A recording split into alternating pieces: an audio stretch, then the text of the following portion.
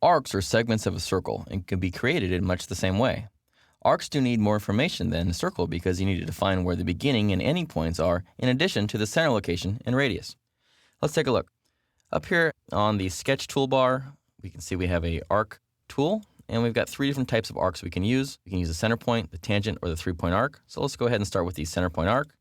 And that one's pretty simple. So just click wherever you want the center point to be. In this case, I'll choose the origin and draw out where your radius wants to be. So you can define that right now. Click OK, and then you can define how much of that circle you'd actually like to draw.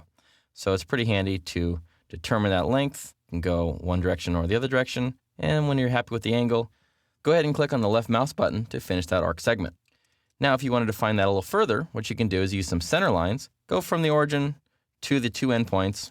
What you can do is you can either define the angle. In this case here, I've got a vertical line and a horizontal line. But if you didn't want to use that, you could delete the horizontal line, and maybe you could adjust that angle of the arc using that. In fact, you can even add maybe another center line here and give it an angle between the two, maybe 30.0, and that'll define that size.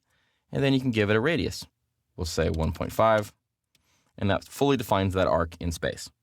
Next is a tangent arc.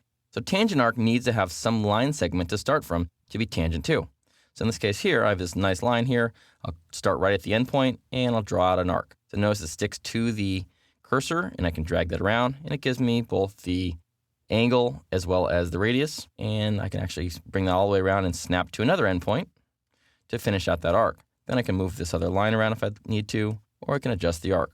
If I want to make this arc and this line tangent as well, I can click on the arc, hold on Control, choose the line, and then choose tangent.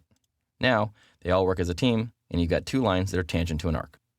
If I look up here under a 3-point arc, 3-point arc is great for creating maybe fillets between these 2 circles. So I'll click on one of them, click on the other one, and I can drag out the arc to look about appropriate. But notice these are not tangent, so then I can always go back, hold on Control, select the 2 entities, and say Make Tangent, and do the same thing over here, Make Tangent. Then I've got 2 arcs that automatically move around the radius, and I can control the arc between the 2 circles. Really handy way to do that. In fact, I can do the same thing down here, and then I can trim away this inside arcs to make a different type of shape. A lot of different things we can do to work with these arcs. Here's another example. If I choose the 3-point arc again, I can start from one line segment, I can drop it down to the ending point of the other, and I can drag out the radius of that circle. Click where you're happy, and then if you have maybe the center point of that circle that you'd like to maybe make coincident with this point here, I can choose both those points, and I can say, let's go ahead and merge those points together. I could do the same thing with the tangent arc. Go back up here to tangent arc, start from this point here, and just bring it all the way around to this point here, and it automatically adds the tangency between the 2 different lines. So a really handy way to do that. The last thing I want to point out is if you're using the line command, make a straight line segment and click. If I go forward and actually make another line, it'll just continue making straight lines. However, one little sneaky trick behind the scenes is if you actually go back on top of the original line, when you come back out, it actually turns it into a tangency arc. Makes it a really quick way to design things using straight lines and tangent arc segments. So you can click, and then it turns right back into the line tool. Or again, if you go back onto that arc, you come back out, and you can, again, make another tangent arc to it. It's a really handy way.